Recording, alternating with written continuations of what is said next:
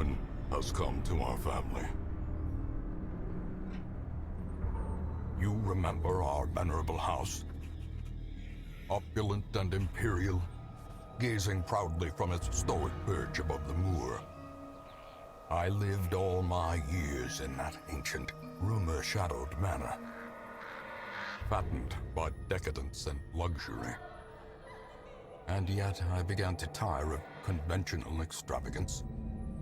Singular, unsettling tales suggested the mansion itself was a gateway to some fabulous and unnameable power.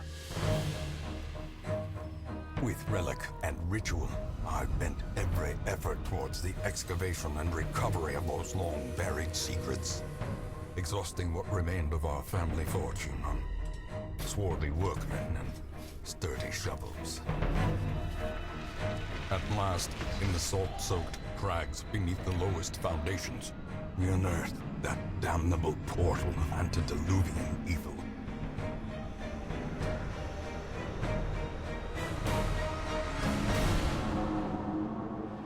Our every step unsettled the ancient earth.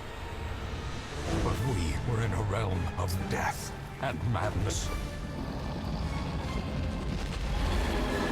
In the end, I alone fled laughing and wailing through those blackened arcades of antiquity, until consciousness failed me. You remember our venerable house, opulent and imperial.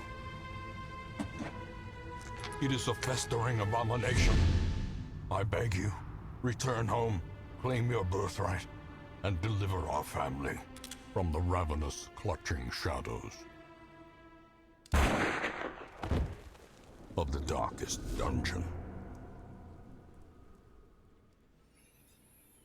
Hey guys, it's new series time. That's right, we are going to play Darkest Dungeon. You guys might be familiar with this game. It's actually been out for close to a year now in early access. But today is the full release, so I've decided, in commemoration of that, we're going to go ahead and play this as our next series for the channel. So, if you're not familiar with this game, I'll give you a quick rundown of it. It's kind of like a dungeon exploration 2D side-scrolling variety of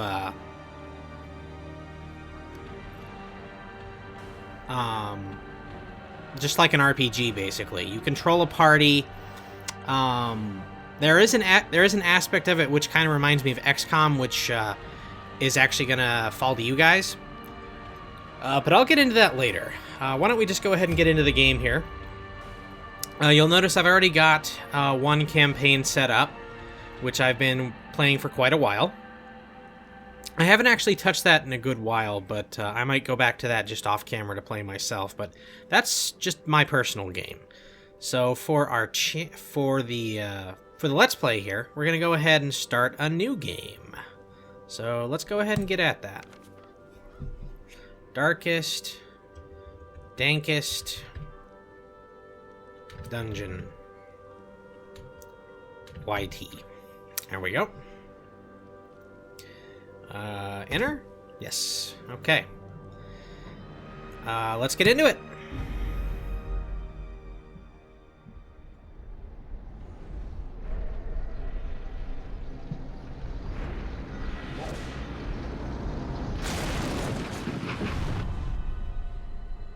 You will arrive along the old road.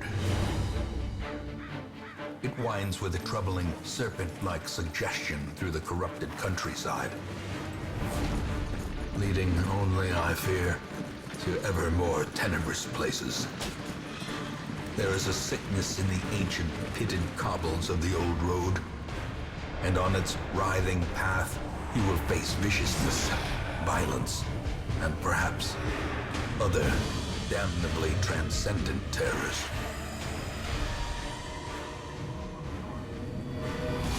So steel yourself, and remember there can be no bravery without madness. The old road will take you to hell. But in that gaping abyss, we will find our redemption.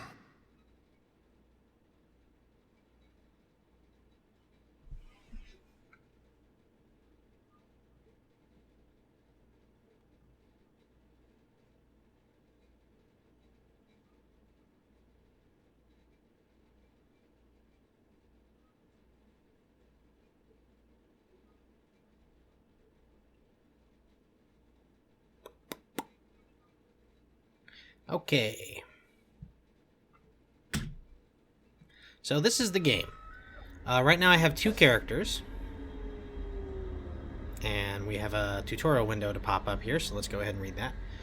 This will pretty much explain to you how the game works as you're following along with me, so you can go ahead and pay attention to how I'm doing as far as moving through the game.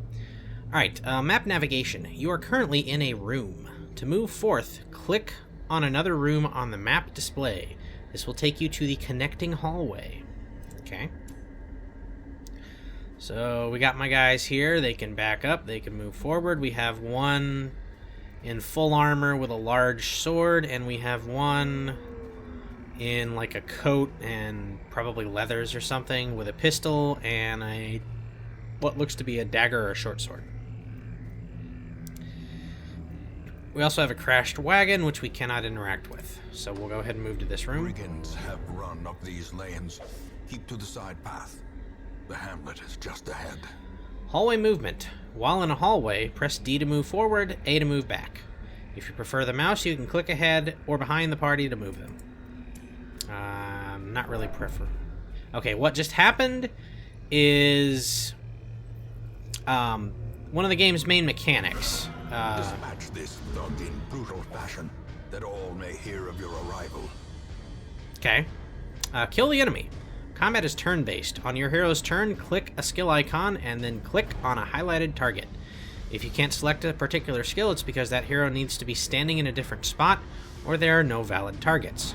Mouse over the skill to see the requirements. Alright. So Dismas, our highwayman, that's not going to be his name for long, goes first, and he has Open Vein, which is a melee attack with 85% accuracy, minus 15% to his damage, 100% chance to cause a bleed on the target, doing 2 points of damage per round for 3 rounds. He also has Grape Shot Blast, which is ranged, base accuracy of 80, so it's a little lower. Damage mod is minus 60%, so the damage is a lot lower. And then he has critical mod on it, which is minus 7%. So much less of a chance to crit, much less of a chance to damage. Now, why is it like that, you ask? You may also ask, what are those dots on top of the entry? Now, alright, I can't really get to it with my mouse, so I'll just have to explain it. Now on the left, you'll see the 4 dots. You'll see 4 dots, 2 of which are gray, 2 of which are yellow. The yellow dots indicate, like it just said, what you have to be in a certain position to use some skills. If the dot is yellow on that side, that means you can be in that party position and still use that skill. So for instance, there's 4 party positions. The front one is the rightmost dot, the back one is the leftmost dot. So if you are in the middle of the group, you can use Grape Shot Blast. The other dots, the other 4 that have red dots and they're connected, that indicates which enemies in the enemy line you can hit with a given skill. Now, it has 3 red dots there, and they are connected. What that means is you can hit the front 3 ranks of the enemy's group, and because they're connected, that means you hit all 3 targets. That's why the damage and the critical mod are so much lower on Grape Shot Blast, because it hits multiple targets at once.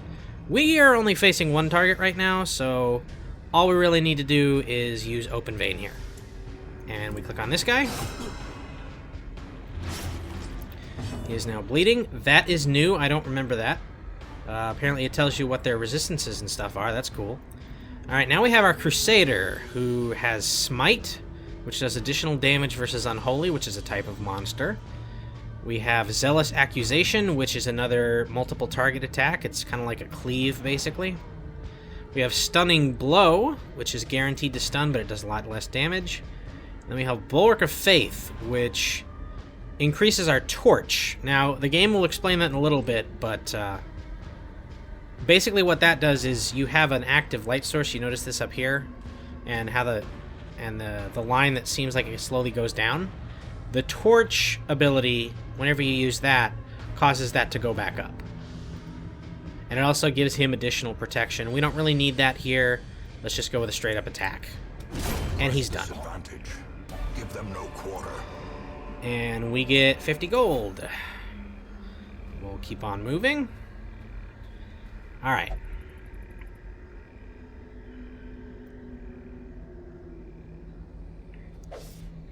Interactive objects. Curios. While exploring, you will often find interactive objects. Click or press W to investigate them. Take a look at this tent. Okay. Brigand's tent. Clearly where the ambushers camp. You can optionally use items on some things to, like, unlock them or disable a particular trap or neutralize a poison that might be in effect. We don't really need to do that here. We're just going to check inside. And they left valuables. Oh, wow. Leave nothing unchecked. There is much to be found in forgotten places. All kinds of gold. All right.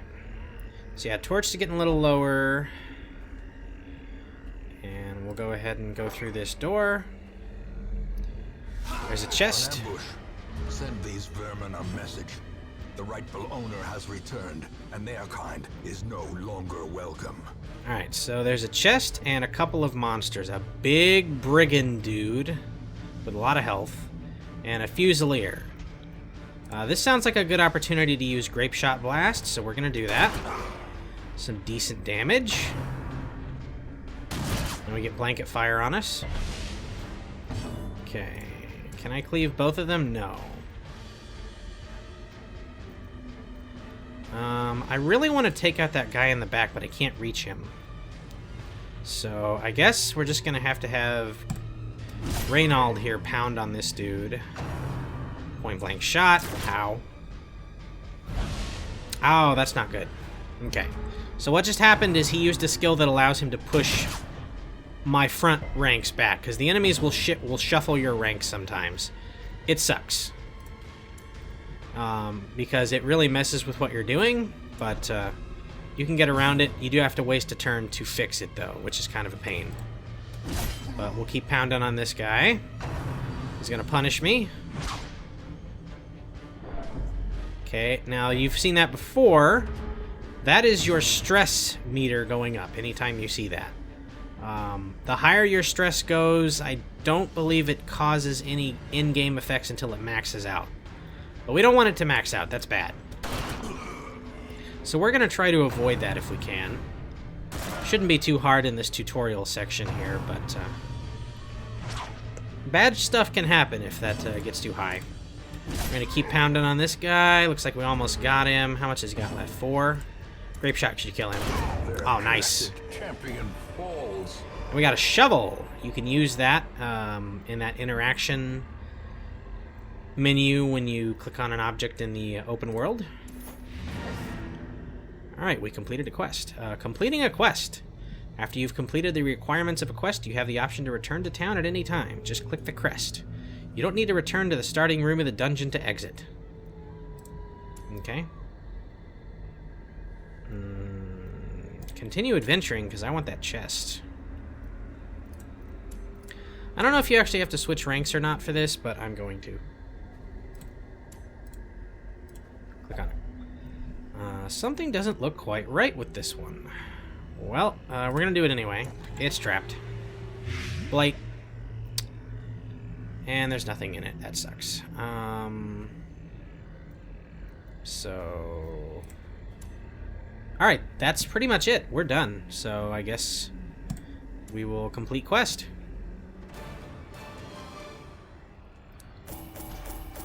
We got a little bit of money. A little bit of food. Got a shovel, an emerald. No heirlooms. Heirlooms, I will explain in a little bit. Okay, both of our characters leveled up. So let's go ahead and return to town.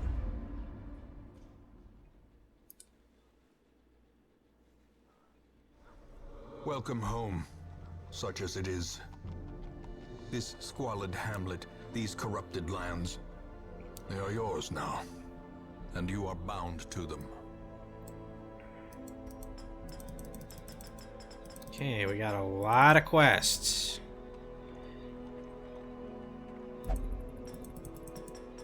A lot of quests. This first one probably looks like our easiest one. Most of these have to do with beating bosses. So you'll see there's quite a few bosses present here. But at the moment, we don't really have to worry about all that. Because we just started. Okay, and yeah, you'll get quotes from people occasionally. Get help where you may. On any screen in the game, press and hold H to see contextual help for controls in that mode. Try it while in town, exploring, fighting, camping, and more. Okay, so this is the Dankest Dungeon YT Estate. That's a wonderful name. And these are our various places.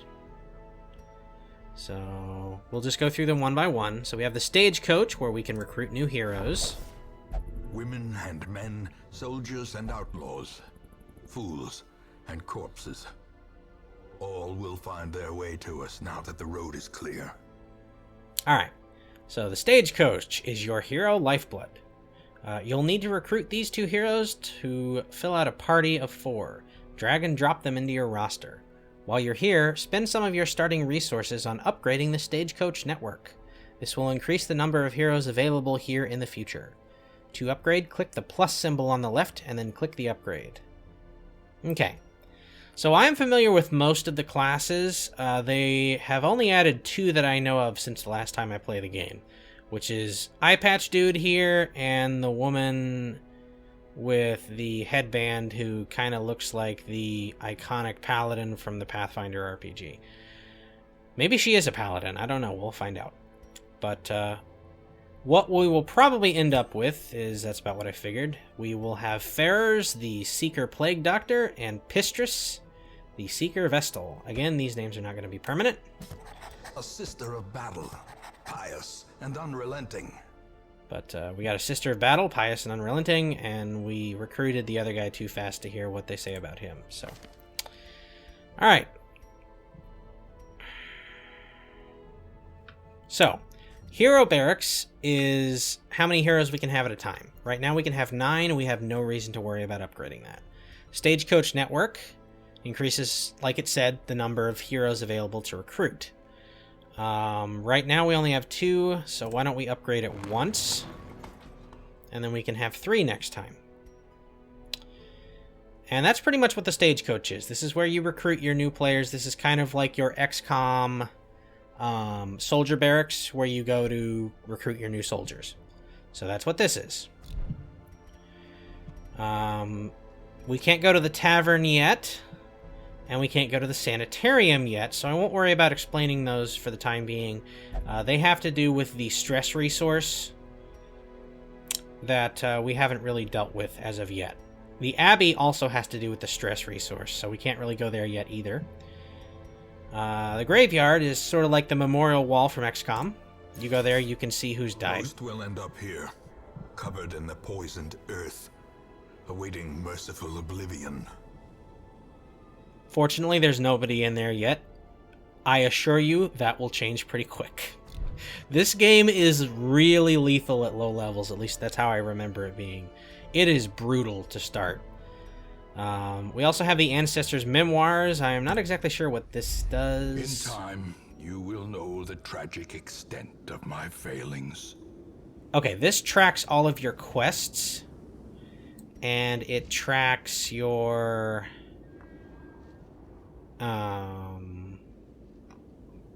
cutscenes, like what cutscenes you've got, and it lets you watch them. So That's what that is. And apparently the ancestor is probably the guy from the beginning cutscene there. So that's what his deal is.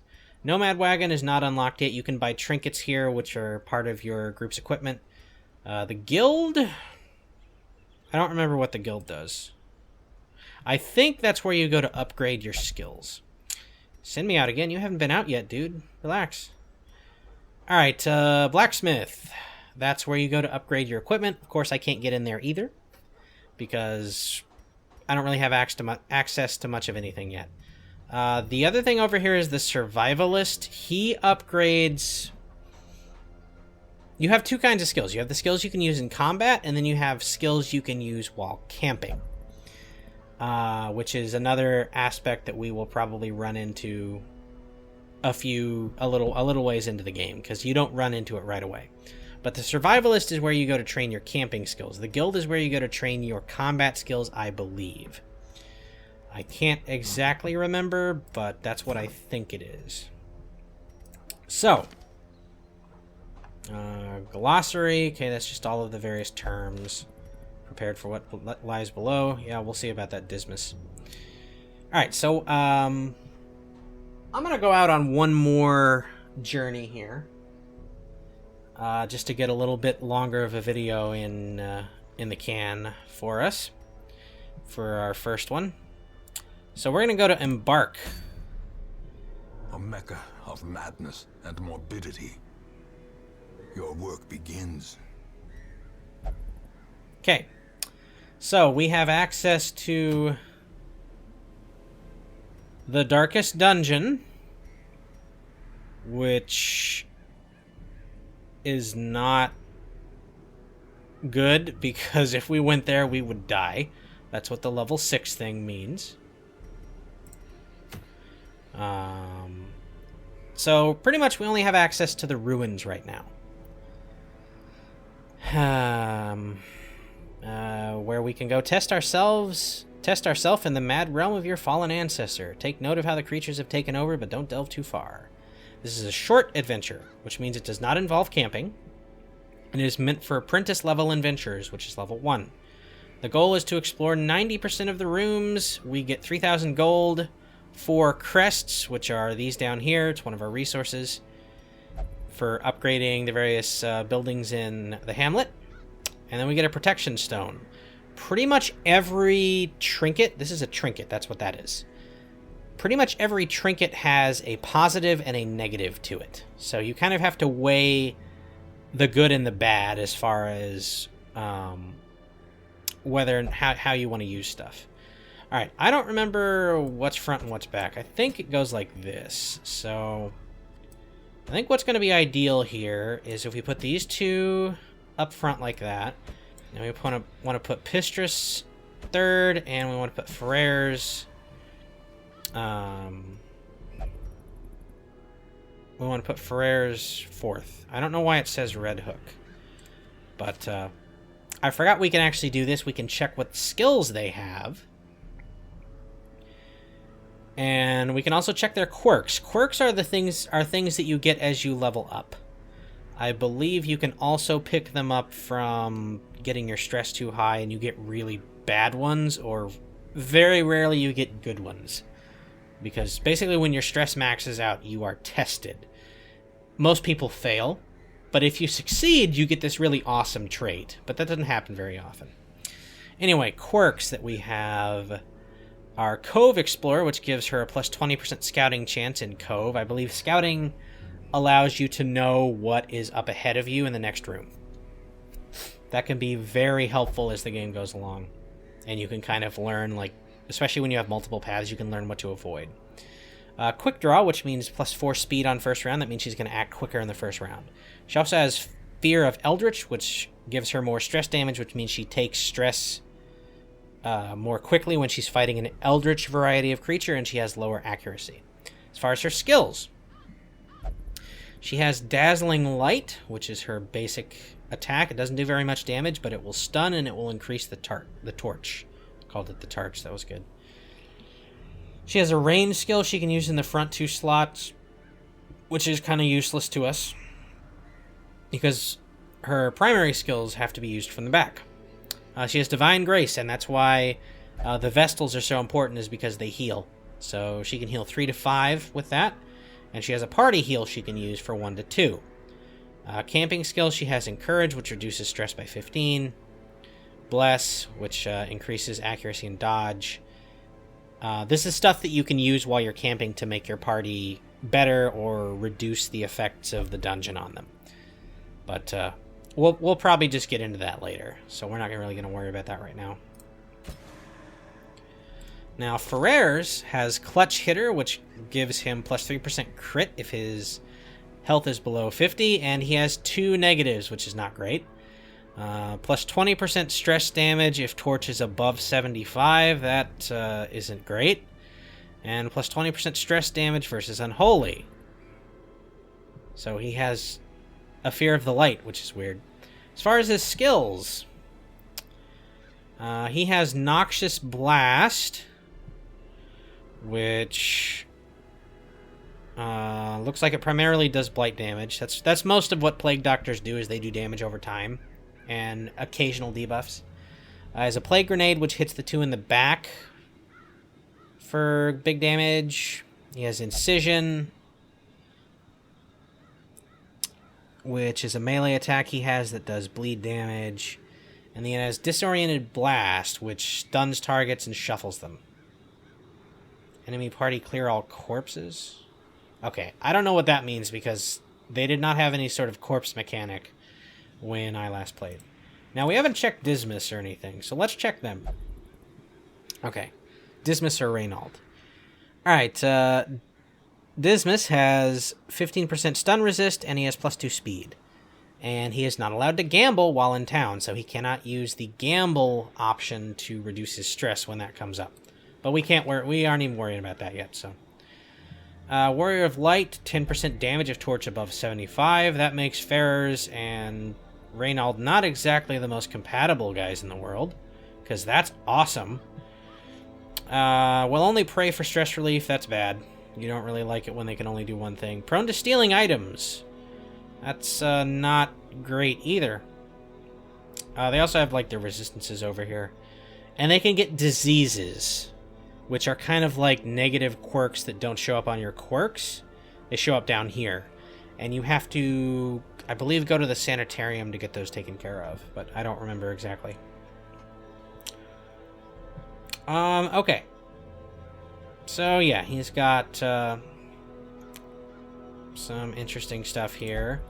I think I'm going to make one change to my party lineup now that I think about it. I just want to check something. Yep. I'm going to switch them. And why does it keep changing the name?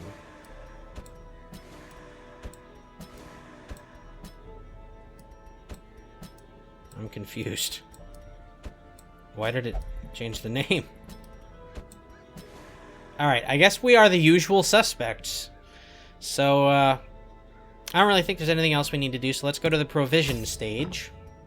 Okay. The cost of preparedness, measured now in gold, later in blood. So this is a key part to any of your missions. Preparing appropriately. Provision for the journey. You'll want to take different supplies depending on what region you are going to, how long the quest is, and your own preferences. But always bring some food and torches. For your first short quest, try bringing at least 8 food and 4 torches. Okay, I'm actually going to bring a little bit more than that. And I'm going to bring a shovel. I'm not really worried about bleed or blight or anything like that. I think I'm going to hold off on a skeleton key at the moment. I think we're probably good with 5 torches, 10 food. Let's go ahead and try it.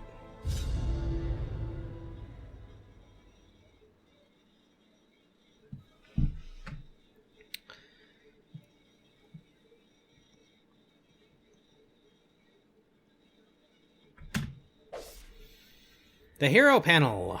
Right-click on a hero's image or portrait at any time to bring up a detailed panel showing all of the hero's quirks, skills, and resistances. We already did that. I'm not going to worry about it. Alright, so here we are in our first room. And we can go ahead and look at the map here. We need to explore 90% of these, and looks like there's 1, 2, 3, 4, 5, 6, 7. So, we only have one choice for our first path, so we will go here. Fetters thinks there's treasure ahead, I guess. Free torch. That's awesome. Okay, we'll go through the thing here. And skeletons! Alright, nobody has taken any damage yet, so we don't need to worry about healing. So let's stun one of them. I guess it doesn't matter which one. Okay, he's stunned, so he is not acting this turn. Which means we can focus our efforts on this guy who has bleed resistance. I don't have anything I can really hit him with, though. Because everything else targets the back row or targets multiple targets. I want to do as much damage as I can, so we're going to hit the front one. Is broken. Maintain the offensive. And we got our first crit. So we messed him up pretty good. We're going to drop a blight bomb on this guy. Get another crit. That's pretty good. When you crit... A death by wow. We stomped that guy hard. Okay. When you crit, a lot of the times it will reduce the stress on your party, which is really good. So, it's nice we got a couple of crits there to help our stress. Okay, we have an unlocked strongbox. Long forgotten strongbox sits on the cold stone floor. Its contents unknown. We're going to open it.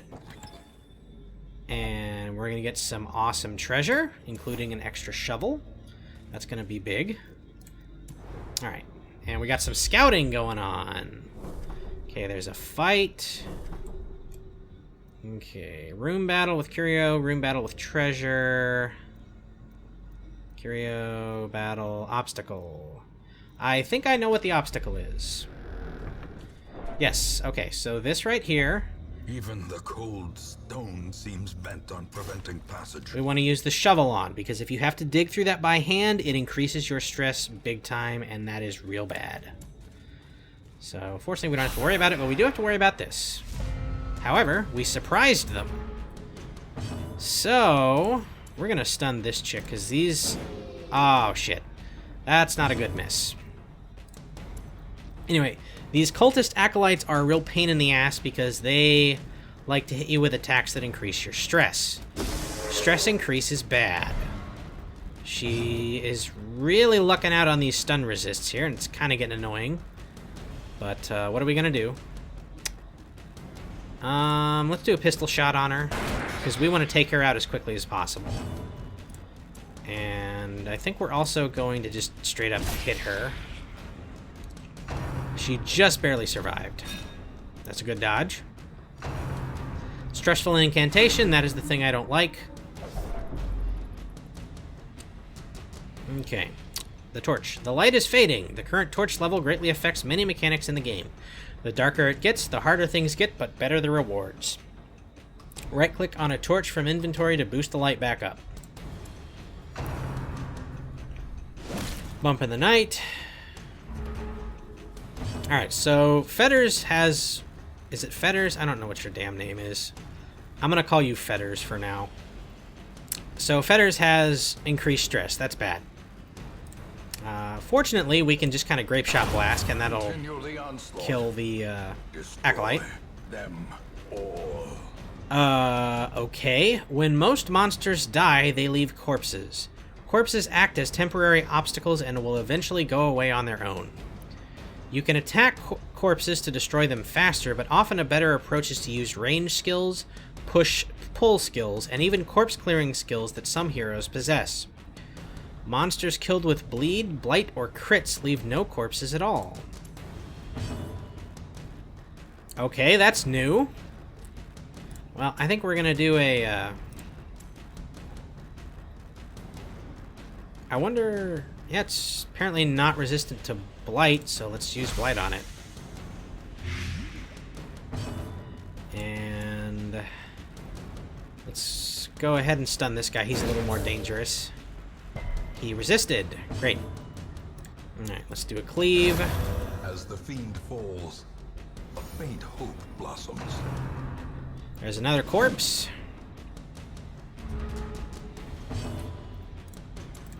Let's just go ahead and beat this thing up.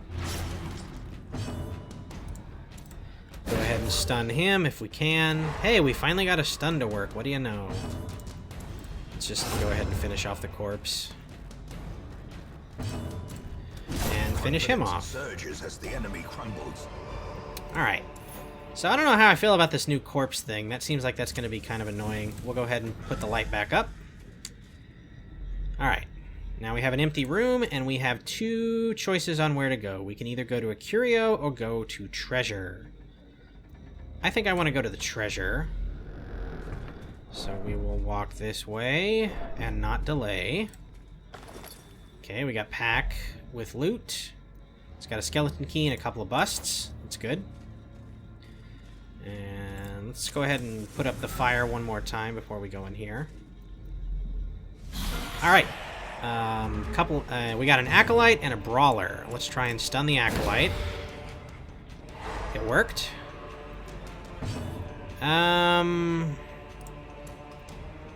Let's focus you on the acolyte here. Kind of get her marked. Oh, I forgot that when you attack them, it unstuns them. That was a mistake. And now she has stun resist, so I can't really stun her as much anymore. This guy does a lot of damage, so we're going to put Blight on him. Does a little extra damage there. Okay, yeah, the main way they do their damage is bleed, and they do extra stress damage, which sucks. Okay. Can I can hit both of them if I want, but I think we're going to take...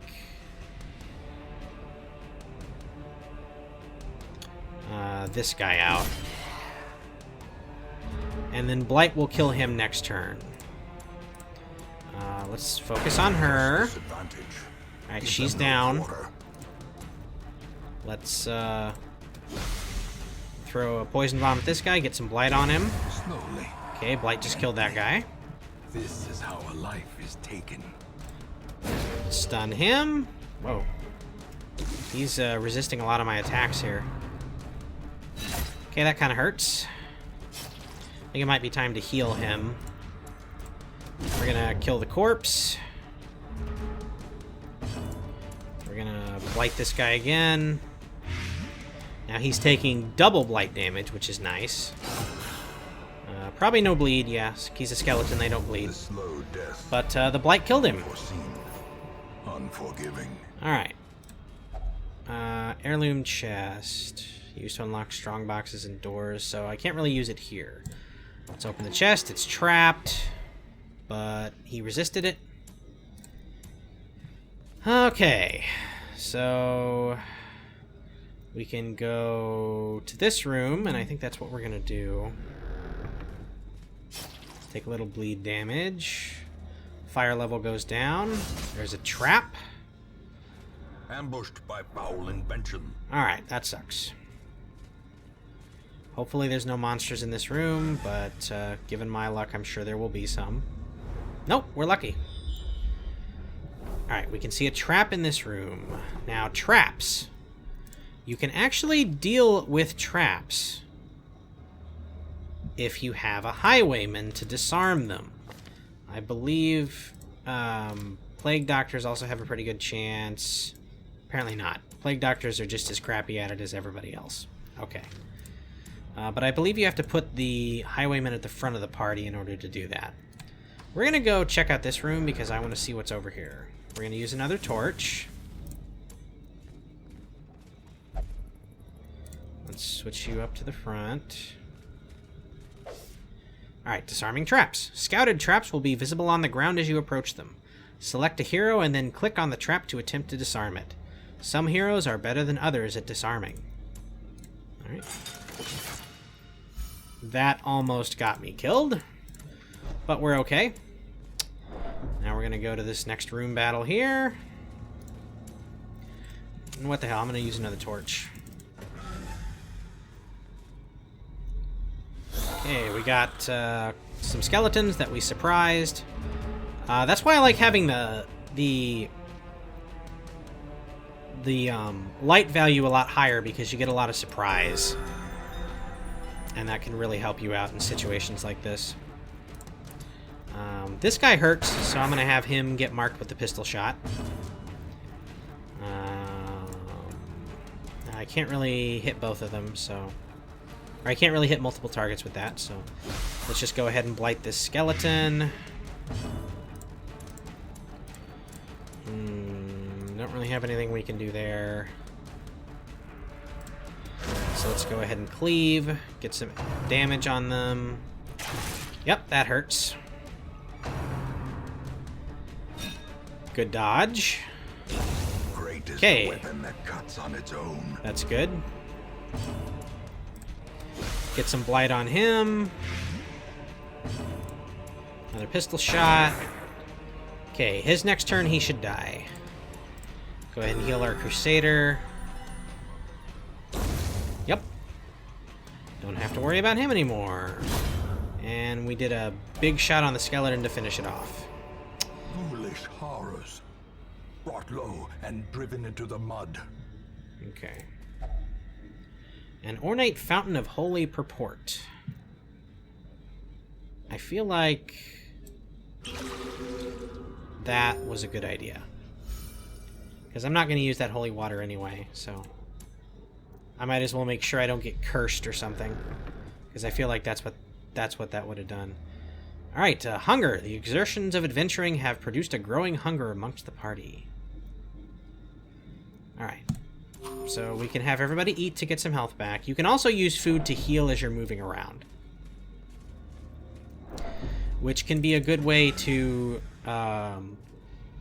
heal off small amounts of damage. Because I believe it only gives you 1 hit point per use. Okay, pack has loot. More food. Extra food is welcome. We're going to use another torch. And we probably got one more real need of a torch, so we've got just enough. Quest complete. But I am not done. Because there's one more room. And we have a shovel, so I should be able to get around this obstacle up ahead. Shovel. And we'll use the last torch. And we'll go in here to get this treasure. Oh, wow. Alright. This guy is priority number 1 because Tempting Goblet ups your stress. So we're going to focus on him first, and we're going to crit him. Nice. Excellent work. I want to get a plague grenade on this guy, who resists all the damage, but now he has blight on him. We're going to heal our highwayman. He's going to lose all of that healing I just did. That's awesome. Ooh, okay. A little bit of blight damage. Oh, God, that hurt. Yeah, and when they crit you, your stress goes up. Because, of course. This guy sucks, so I'm going to pound on him real good. Okay, let's focus on him now. Quarrel. Okay, that's not too bad. Go ahead and do a little bit more blight damage to this guy. Let's heal the group. Finish this guy off. Oh, what the hell? He's blighted. Oh, I guess the blight will still do damage to the corpse, won't it? That's good. Yeah, corpse is gone. Okay, let's keep on this dude. We could probably finish him off with a blight attack. So on his next turn, he will die. Let's go ahead and heal the group again. Graveyard Slash. Pretty high damage, all things considered. We'll hit this guy. We'll go ahead and do a slash. And we're done. This expedition at least promises success. Alright. Can I use the key to avoid any trouble with this? Yep. Nice. All right. Okay. That went pretty well. We didn't get screwed over at all. Do we have any torches left? No, I think we should probably cut and run. I was thinking about going back for that last curio, but nah, I don't think it's worth it. Oh, that's new. I don't think they did that before. Now it looks like you get refunded on stuff you don't use. Before, if you didn't use it, it was just lost. So, didn't look like it refunded a whole lot, but at least they gave you something. I'm glad to see that change from the version of the game that I played. Okay, we got a bunch of heirlooms, mostly crest, but we did get a couple other things. And we got a protection stone. Did anyone level up? Reynald has access to a potential quirk. You got natural swing.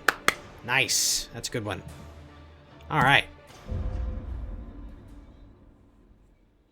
Heroes can be renamed and recolored in the character. In Recolored. truth, I cannot tell That's how new. much time has passed since I sent that letter. Severe negative quirks. Over time, some negative quirks will lock into place and become severe. Severe negative quirks cost much more to remove in the sanitarium. Alright, so now you'll notice we have a couple new buildings unlocked. We have the Abbey.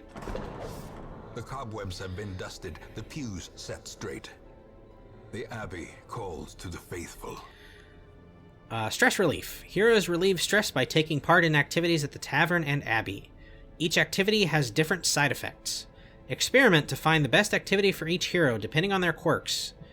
Committing a hero to an activity locks them in that activity until the next week. You'll have to take a different hero with you on your next quest. So, when you have people who are stressed, this is how you take care of that.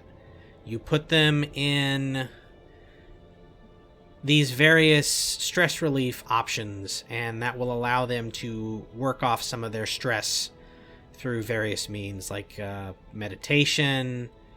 You have a caretaker who...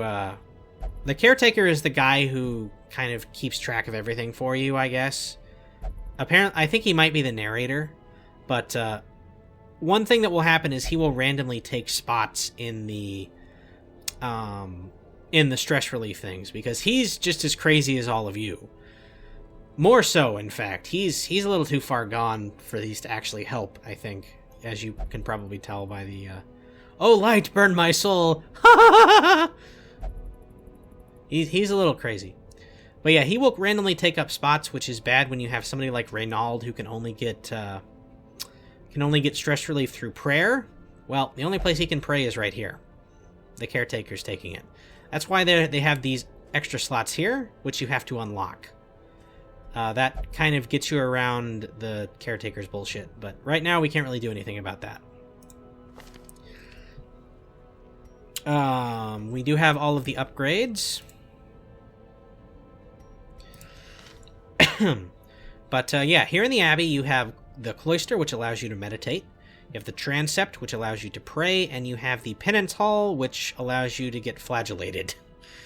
They basically whip the devil out of you. So, those are your options for stress relief. You also have the Tavern. Kegs, cards, and curtained rooms promise solace to the weary and broken alike. Where there is a bar where you can drink. The Gambling Hall, where you can experience the thrill of winning. And the Brothel, where I believe you can probably guess what happens there. That's right. They have all manner of ball pits for you to play in. Anyway, I believe one of the weird things that can happen sometimes is if you, I think it's if you let them go to the bar to drink. Occasionally, one of your adventurers will just disappear. Like, they'll go on a bender, and they'll just fuck off somewhere, and you can't find them for the next mission.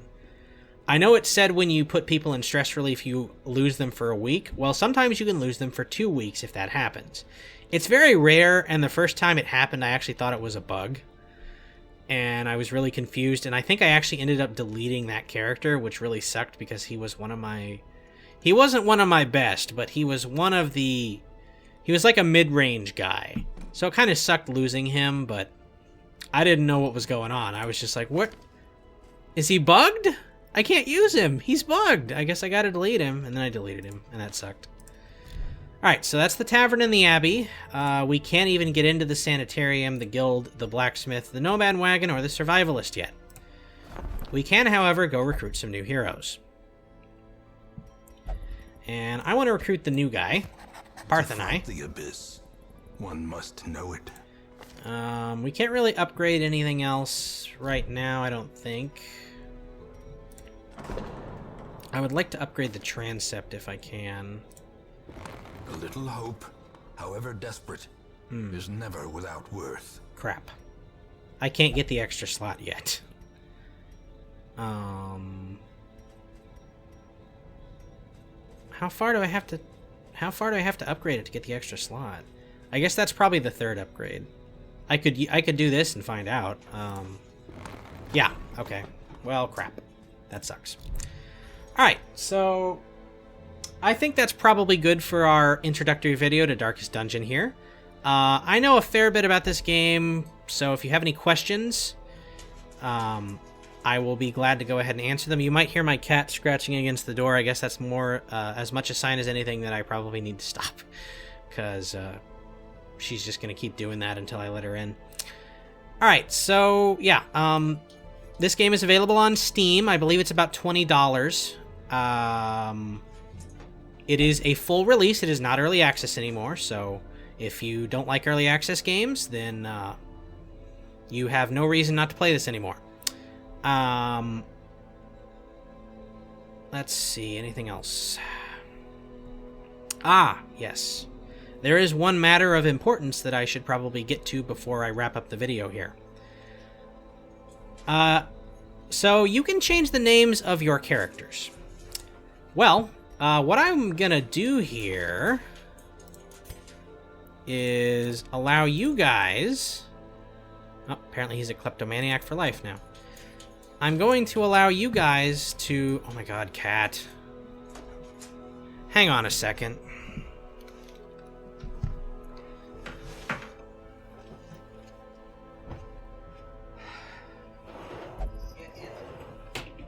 Stupid. Ugh.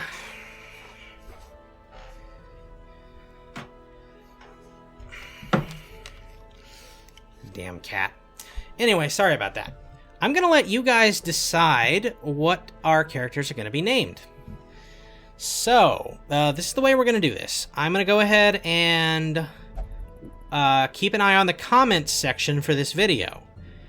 And if you would like to have a character named after yourself, go ahead, or named after yourself, or given a name of your choosing, please go ahead and leave a comment. Now, I think what I will actually do the first time around is... No, you know what? I'm actually just going to leave it up to you. I can either name the character after you, or I can name the character a name of your choosing.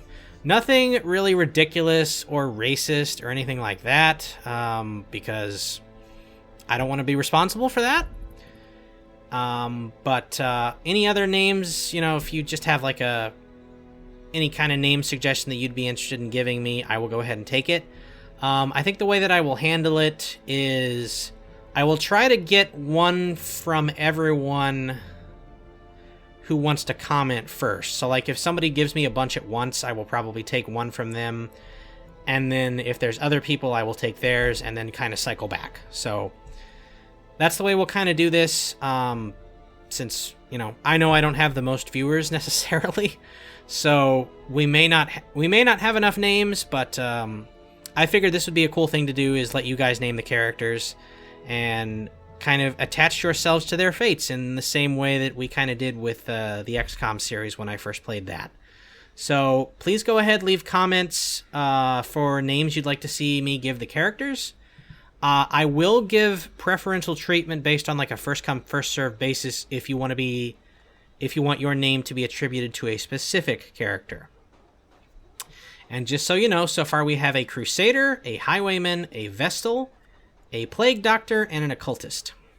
So if there's any one of those that you want to have your particular name on, let me know in the comments, and I will do my best to go ahead and make that happen. So, I think we will go ahead and call that a video. Oh. Also, let me know what color you want them to be. Anyway, I think we'll go ahead and call that a video. So, I hope you guys like this new series. I hope you're excited to see what's going to happen here. Please go ahead and subscribe to the channel if you're not subscribed already. I would greatly appreciate it. If you are subscribed, please like and share the video. Always like having that stuff go out there. If you do any or all of those things, I would greatly appreciate it. Thank you very much. And I will see you guys for the next part, which will hopefully start out with us naming and customizing some of these guys. So, I think we will call it there. Thank you very much for watching, everybody, and I hope you enjoyed it.